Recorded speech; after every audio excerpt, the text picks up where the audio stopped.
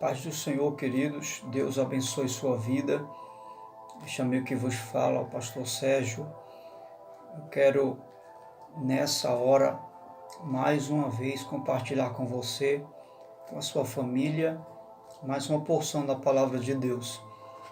E, para tanto, eu quero convidar você, que também ainda não se inscreveu no canal, para estar se inscrevendo e ativar o sininho de notificações e estar sempre recebendo aí em seu aparelho uma reflexão à luz das Escrituras, onde o nosso objetivo é edificar a sua vida, é levar você a parar para refletir as Escrituras, a palavra de Deus, que é algo indispensável para a minha vida e para a sua vida também.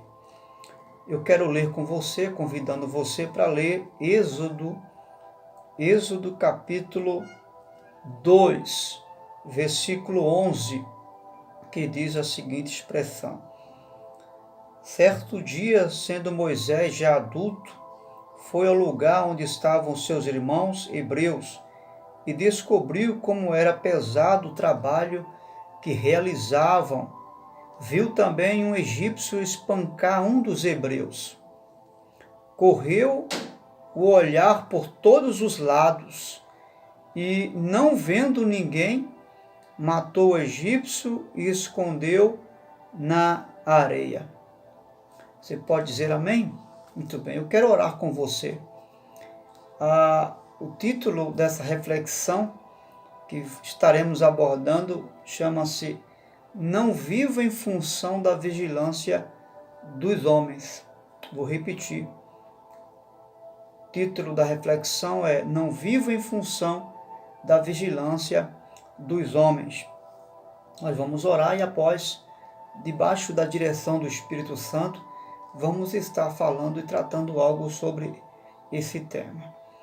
Pai querido e amado, uma alegria em nosso coração de poder saber que o Senhor sempre nos ouve quando oramos, reconhecendo a nossa fraqueza e o quanto dependemos do Senhor. Pedimos a Tua bênção. Eu rogo a Tua bênção para os ouvintes que estarão ouvindo a Tua palavra. Abençoe, Senhor, e que em toda essa palavra nós possamos ser edificados, abençoados, para a glória e para o louvor do Seu santo nome. Você que crê, diga amém. Deus te abençoe.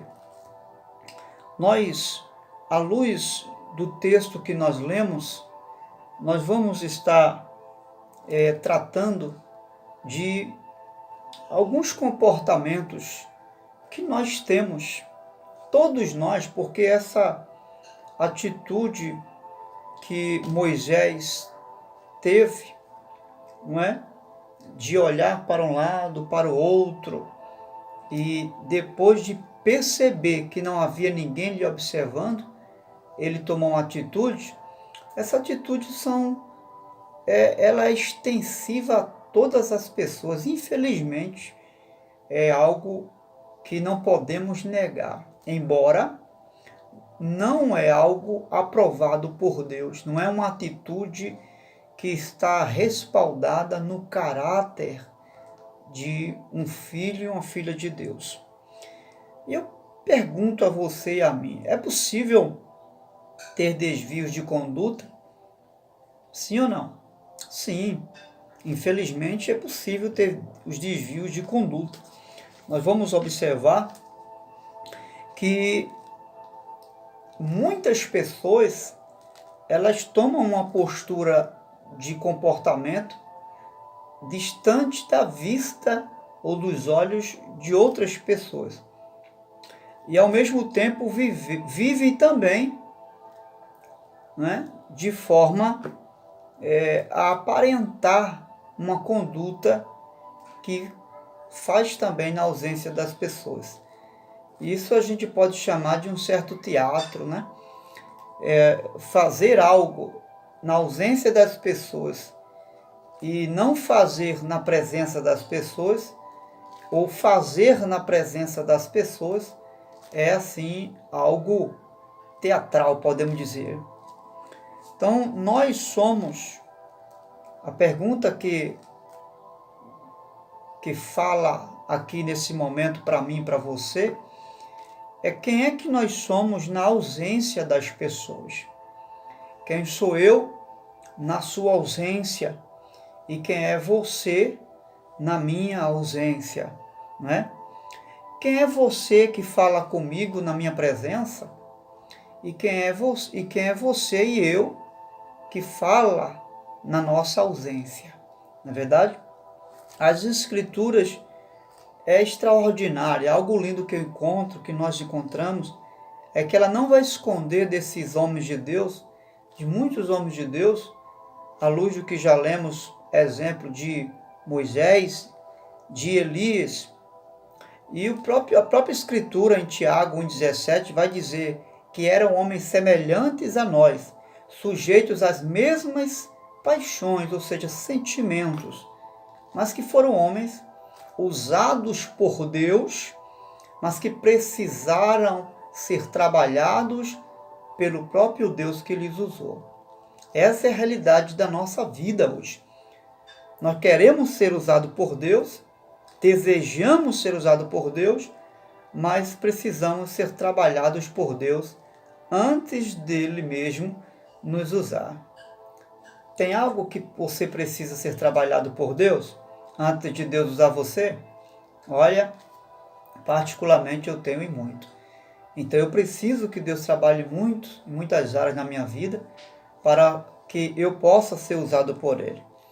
A leitura que nós fizemos está em Êxodo capítulo 11, versículo 15, até o versículo 15. Então observe a seguinte frase: correu e olhou para um lado e para o outro.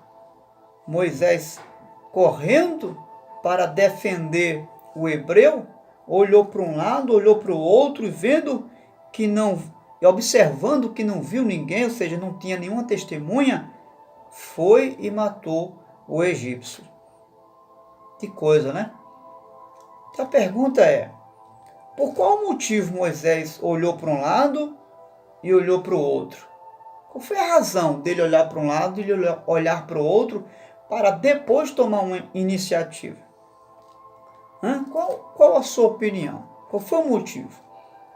Na verdade, o motivo foi ver se tinha testemunhas para não acusar ele da morte ou de algo que ele fez naquele momento. Então, com certeza, foi para ver se tinha testemunhas ali ou não, né? Que se tivesse testemunhas, ele ia ser pego no flagla, não é verdade? O flagrante, né? Então ele olhou para um lado, olhou para o outro, para depois tomar aquela atitude. Ou seja, naquele momento, ter ou não um público diante de Moisés determinou o seu comportamento ali. Ele dependia que não tivesse ninguém para tomar aquela atitude. Será que isso acontece comigo e com você? Será que eu e você dependemos de olhar para um lado, de olhar para o outro, para tomar algumas decisões? Para falar algo? Para fazer alguma coisa?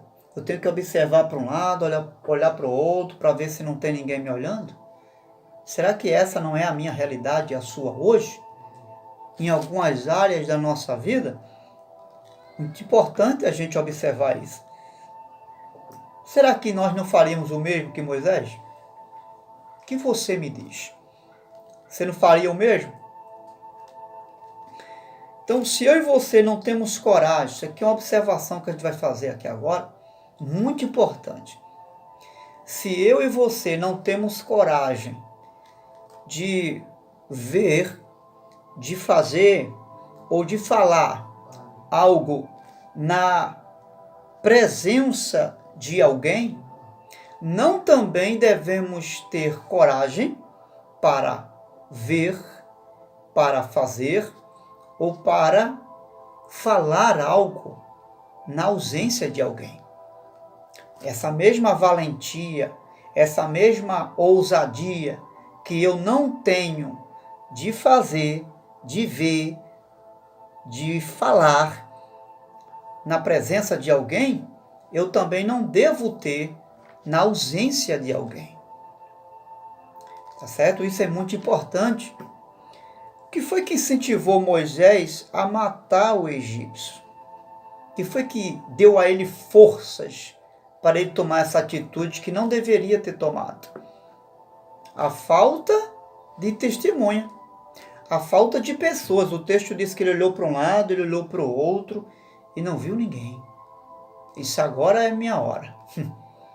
Esse é o momento. Não tem ninguém? Só que ele se esqueceu de um detalhe. Ele olhou para um lado, olhou para o outro, olhou para frente, olhou para trás, mas esqueceu de olhar para cima. Às vezes somos assim. Olhamos para todos os lados, menos para cima. Qual é a direção do seu olhar quando você vai fazer algo? Na ausência das pessoas. Nunca se esqueça de que quando olhar para um lado e para o outro, e olhar para trás e para frente e não ver ninguém, não esqueça de olhar para cima, porque tem um olho como chama de fogo, olhando para mim e olhando para você. Então a falta de testemunho foi exatamente o que deu forças a Moisés para fazer o que fez. Ele achou que ninguém estava vendo. E o cadáver, depois que ele matou, daquele egípcio, foi enterrado. Ele achou que não ia ser encontrado. Ele achou que o cadáver não ia ser encontrado. Mas mais tarde a narrativa do texto vai dizer que encontraram o corpo do egípcio, soldado egípcio, que Moisés havia enterrado. Então, isso aqui, essa atitude de Moisés tem muito a ver com o caráter da nossa vida. O caráter tem a ver com o que eu faço na presença das pessoas e na ausência delas também. O caráter não está ligado apenas a fazer na frente das pessoas, mas na ausência delas também. Por quê? Porque o que eu vou fazer na presença das pessoas vai gerar em mim uma única coisa: credibilidade. Poxa, fulano está fazendo isso. Poxa, fulano é madeira mesmo, né? Aquela expressão que a gente usa, né? Popular. Fulano é parada mesmo. Fulano é de fazer mesmo. Então, na presença daquela pessoa, o que eu faço, eu vou gerar nela confiança e credibilidade. Só que na ausência dela, o que eu faço que ela não vê, não vai gerar apenas credibilidade, porque, infelizmente, as pessoas só crêem no que vê. Já ouviu esse ditado? Ó, só creio se eu te ver fazendo. Enquanto você não fizer, eu não acredito. Já ouviu essa expressão? Eu já ouvi muitas. Então, o que gera na ausência das pessoas o que eu faço? A autoridade. Por que autoridade? Porque nós temos um tribunal chamado consciência. Nós temos um tribunal chamado consciência, e quando eu vou fazer algo na presença de alguém, essa consciência que eu não faço na ausência, a minha consciência me julga, ela me acusa desse feito, desse realizar que eu estou fazendo na presença dela, que não faço na ausência dela. Relativamente a essa consciência chamada voz da consciência, ela vai me ignorar o que eu estou fazendo na presença dos outros, me colocando na posição de um hipócrita, como um fariseu. A minha própria, não precisa ninguém dizer a você, a sua própria consciência vai falar isso por mim e por você. Veja o que diz Provérbio 22, versículo 1.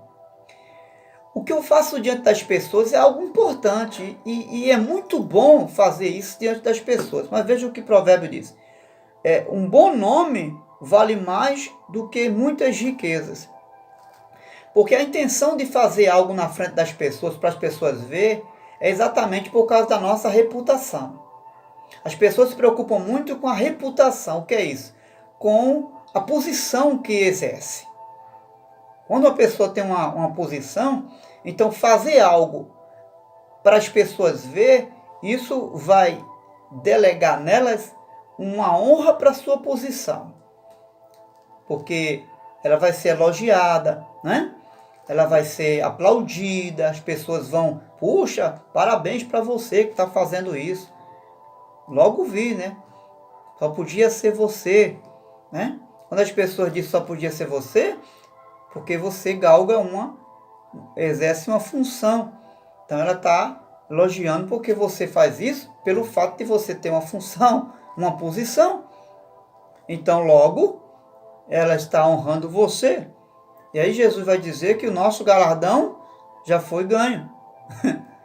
Né? Mas veja, a boa reputação diante das pessoas é importante, É importante sim. Só que é importante você entender, que a boa reputação, que é um bom nome, ela é uma extensão do nosso caráter. Ela não estabiliza o caráter.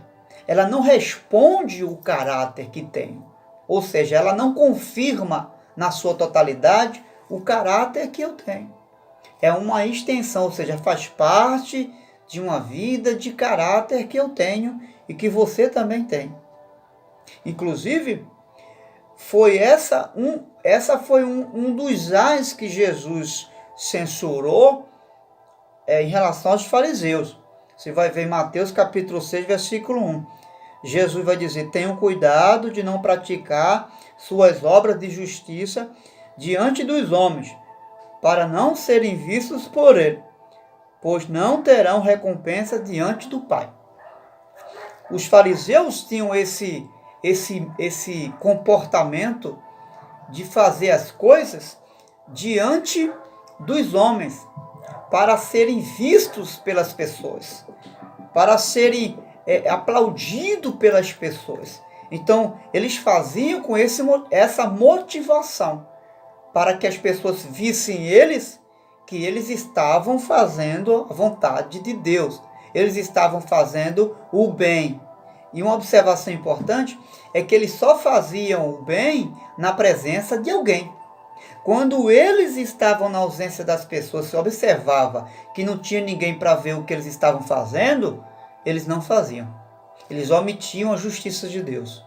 Esperava chegar uma multidão, esperava estar no meio de muita gente para orar. Lembra daquela observação que Jesus fala sobre o fariseu e o publicano?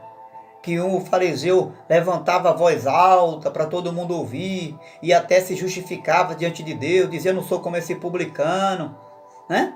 Tentando se ostentar, porque orava, porque dizimava, porque dava o dízimo, lembra? Pois é, Jesus estava censurando a forma que ele fazia as coisas para as pessoas verem. Entendeu? Então esse foi o motivo da censura de Jesus.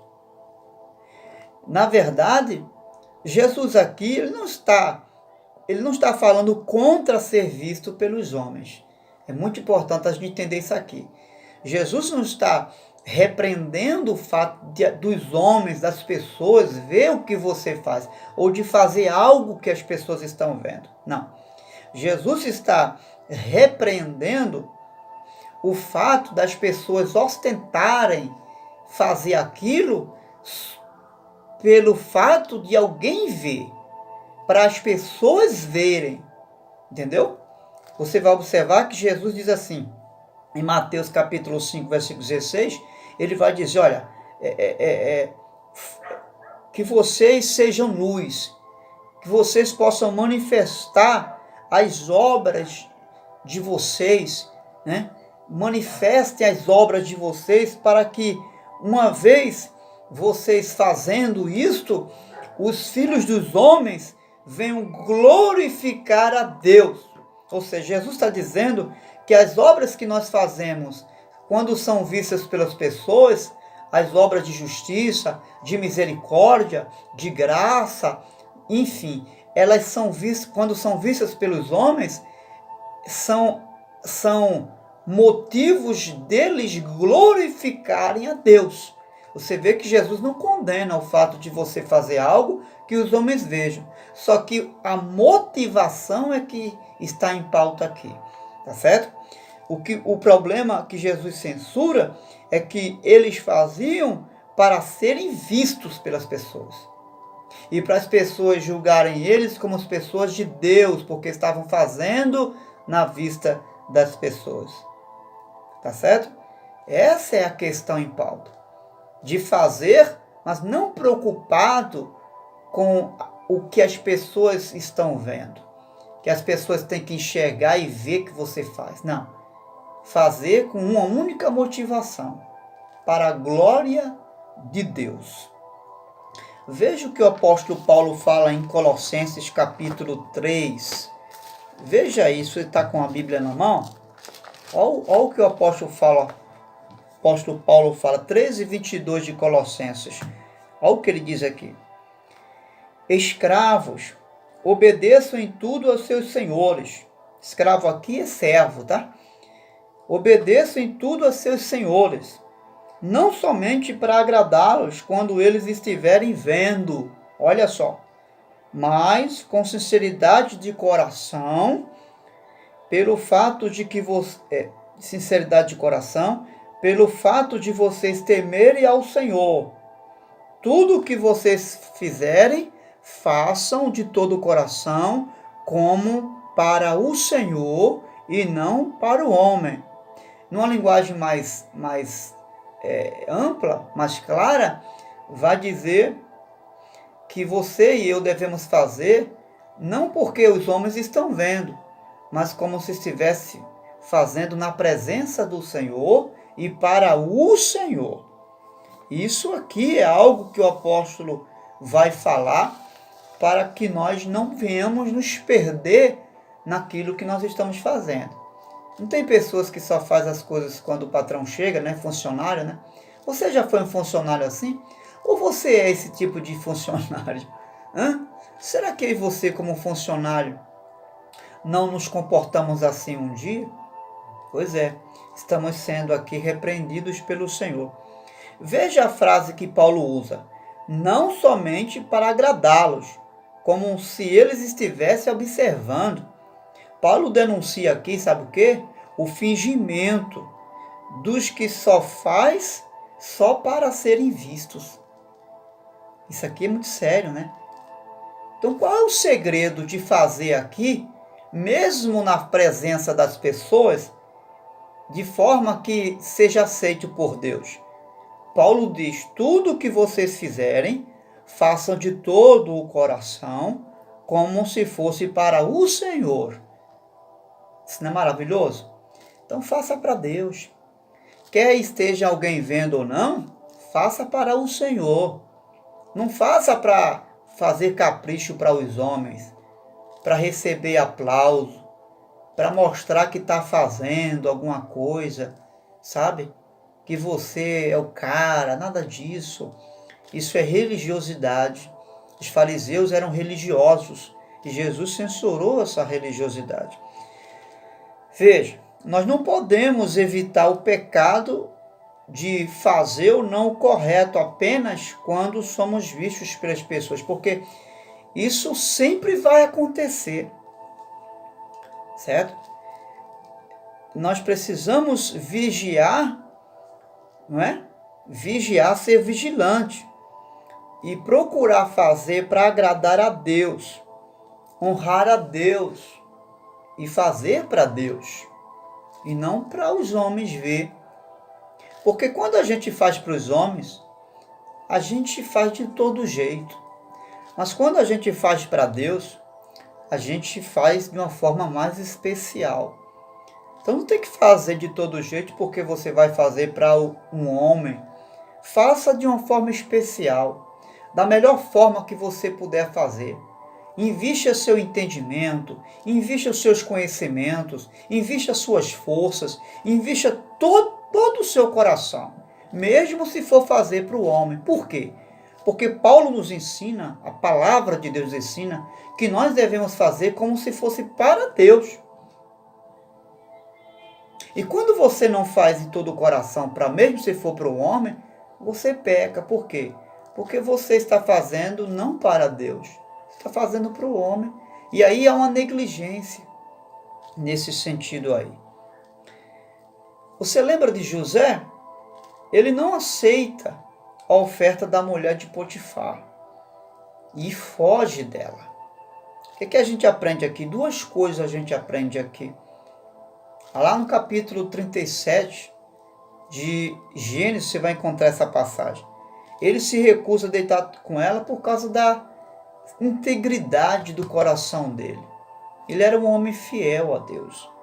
Depois ele foge, evita estar perto dela, porque ele conhece a sua fraqueza. Ele sabe que ele é um homem, além do mais, muito jovem, já um jovem maduro, e que se ele desse moleza ia cair na tentação. Então ele foge, ele reconhece sua fraqueza e sabe que se ficar ali, a coisa vai pegar fogo. Né? Olha o que Provérbios 6, 27, versículo 28 diz sobre a coisa vai pegar fogo. Pode alguém colocar fogo no peito sem queimar a roupa? Pode alguém andar sobre as brasas sem queimar os pés?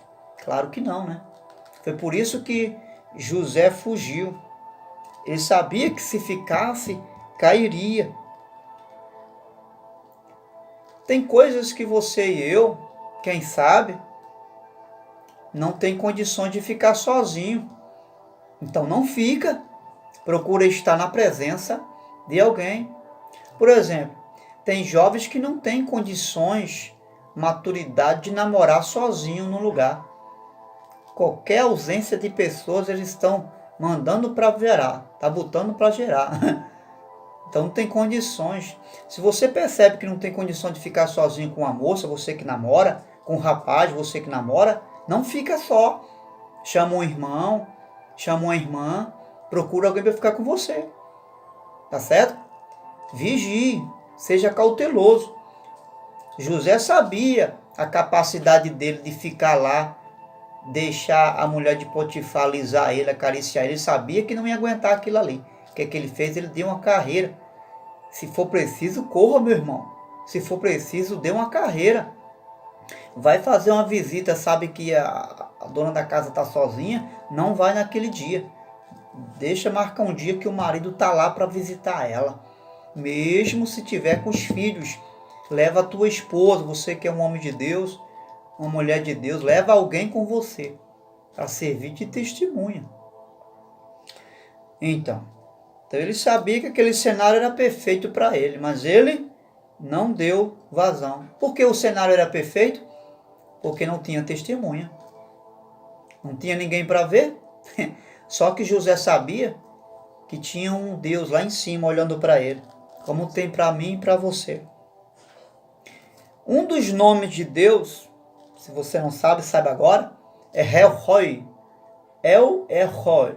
Ou seja, quem que quer dizer o Deus que tudo vê. El Roi, ou El Reo, é o Deus que tudo vê. Gênesis 16 e 13, a gente vai encontrar uma passagem que vai falar sobre isso. Né? E Deus está vendo lá aquele cenário. Então esse entendimento aqui é algo que precisamos ter. Moisés se esqueceu que não tinha testemunhas de lado, na frente, mas ali em cima tinha alguém testemunhando tudo. A mesma coisa aconteceu com Davi. Ele mandou matar Urias, para Urias não ficar sabendo quem era o pai da criança. Mas Deus sabia. Né? Deus sabia. Quando Jesus vai se dirigir à igreja, Apocalipse capítulo 2, versículo 18, verso 23, a Bíblia diz que ele tem os olhos como chama de fogo. E ele vai se dirigir à igreja de Tiatira, se revelando como aquele que tem olhos como chama de fogo, que tudo vê.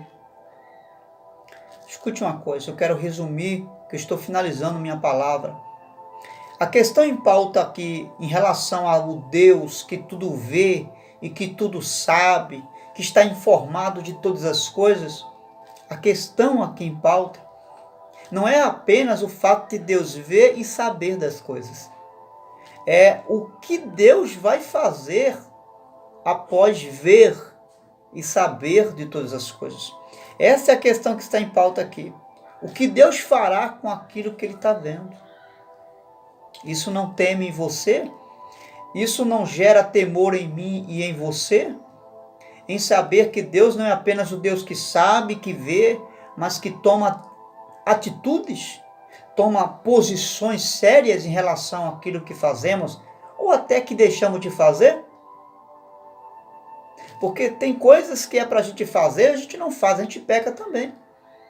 Até naquilo que a gente não faz, quando é uma ordem divina.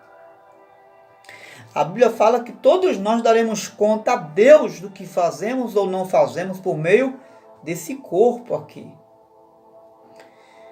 Quero fazer algumas perguntas para mim, para você, para nós. Reflita e guarde em seu coração. Responda para você.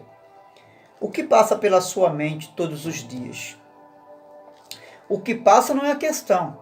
O que é que está aí na mente, na minha e na sua mente todos os dias? O que você e eu estamos olhando todos os dias? Onde você está colocando suas mãos? O que falamos ou ouvindo, ou que estamos ouvindo, ou deixando de ouvir? Para onde estão indo os nossos pés? Ou para onde os nossos pés estão nos levando? Em Jó capítulo 34, versículo 31, diz: os olhos de Deus estão sobre os caminhos do homem e vê todos os seus passos. Um outro texto de Provérbio 15, versículo 3 vai dizer: os olhos do Senhor estão em todo lugar, contemplando os maus e os bons. Tudo será um dia julgado. Não se engane, que eu não me engane. 1 Timóteo capítulo 5, versículo 24 vai dizer: os pecados de alguns homens são notórios e os levam a juízo, ao passo que os de outros só mais tarde se manifestam. Tem uma pergunta aqui que eu fiquei matutando. Por que os juízos de alguns não são agora e de outros são depois? Eu quero crer que pelo fato de o fato de alguns não serem julgados agora, é o fato de Deus estar esperando que eles se arrependam. Então o fato de você, quem sabe, de nós cometermos alguns deslizes, fazermos algumas coisas que não devemos fazer na ausência das pessoas, e que não estamos sendo julgados por isso ainda, é Deus dando tempo para mim, para você e para mim, de nos arrependermos. É Deus dando tempo. Então vamos ver isso aí? Vamos refletir sobre isso? Fazer uma retrospectiva?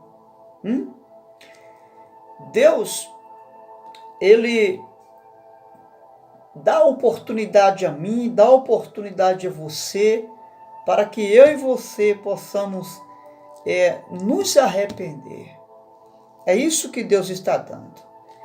Em Apocalipse, capítulo 2, versículo 21 ao verso 23, quando Deus vai falar de Jezabel, uma mulher que estava em uma das igrejas da Ásia, e não me falha a memória, na igreja de Tiatira, Deus diz: dê-lhe tempo para que se arrependesse. Ou seja, Deus não havia julgado ainda essa mulher que estava fazendo e tendo um comportamento de bruxaria, de feitiçaria, porque Ele estava dando tempo para ela se arrepender e ser perdoada por Deus. Esse é o tempo de arrependimento. Esta é a hora de nos arrependermos.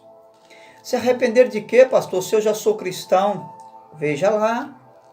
Veja como é que está sendo o seu, o meu, o nosso comportamento na ausência das pessoas. Quem você é? Quem eu sou na sua ausência? Será que quando eu viro as costas eu não falo algo que deveria falar na sua frente? Será que quando você vai embora e na minha ausência você fala algo que deveria falar na minha frente? Será que na frente do pastor, na frente da igreja, eu falo uma coisa, você fala algo que não fala na ausência? Será que na ausência da família, dos filhos, da esposa, da igreja, do pastor? Será que eu estou fazendo algo que não faço na presença deles? Pense nisso.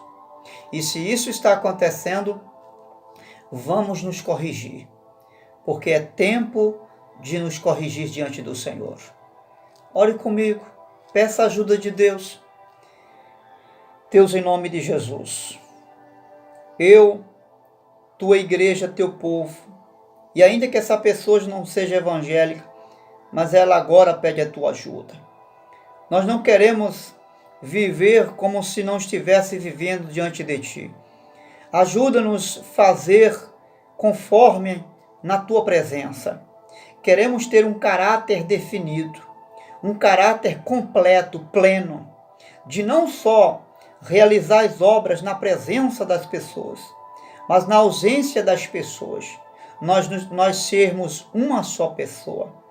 Ó Espírito Santo, vem fazer isso hoje, aqui, agora, em meu coração, no coração do teu povo, da tua igreja, e nos ajude a viver essa integridade que José viveu, a viver essa postura que o apóstolo Paulo nos ensina a viver, servindo e vivendo na presença do Senhor Jesus. Digo amém. Deus te abençoe e dê a você e a mim, a nós, a graça de vivermos na presença de Deus. Deus te abençoe, em nome de Jesus.